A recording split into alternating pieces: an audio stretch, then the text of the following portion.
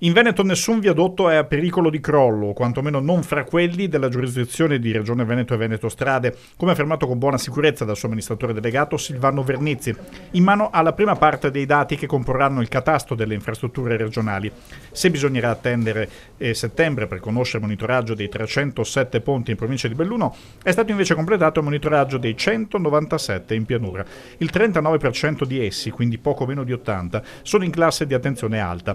Solo l'8%, una quindicina, è catalogata bassa, ma la manutenzione puntuale preserva le opere. Per la manutenzione di tutti i 2000 chilometri di strade che hanno in gestione, per abbassare il livello di attenzione, servono circa 90 milioni. 30 milioni la Regione per le strade di propria competenza le ha già stanziate, poi ovviamente ci sarà la viabilità che passerà ad ANAS, dove di fatto noi consegneremo la viabilità ad ANAS anche con il monitoraggio fatto sui ponti e i viadotti, e poi c'è tutta la parte inerente alla provincia di Belluno. La classe di attenzione non comporta comunque l'intervento immediato? No, la classe di attenzione comporta che si faccia attenzione, cioè che si faccia monitoraggio sul ponte, che venga monitorato. Allora, un ponte che ha una classe di attenzione bassa, diciamo che una volta ogni 2 anni si può fare tranquillamente. Un ponte che è in classe di attenzione A, cioè molto elevata, necessita o del monitoraggio continuo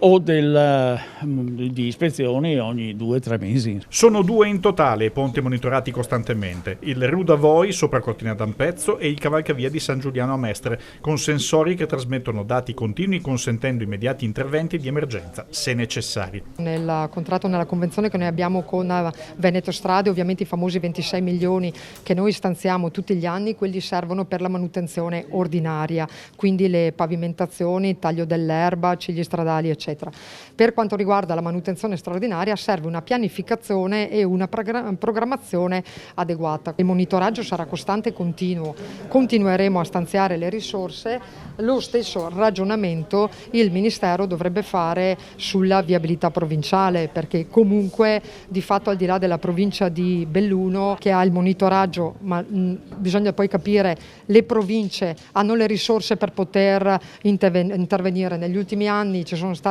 trasferimenti maggiori, però il problema della viabilità provinciale io ogni volta che vado al Ministero la sottopongo. Anche perché le 6 province venete devono gestire una rete stradale di 8.000 km contro i 2.200 appannaggio invece di Veneto Strade. Ponti e viadotti hanno una vita media fra i 50 e i 60 anni, che la manutenzione può allungare di altri 25 anni. Come si può capire, è già un capitolo di spesa molto costoso, eppure destinato a salire.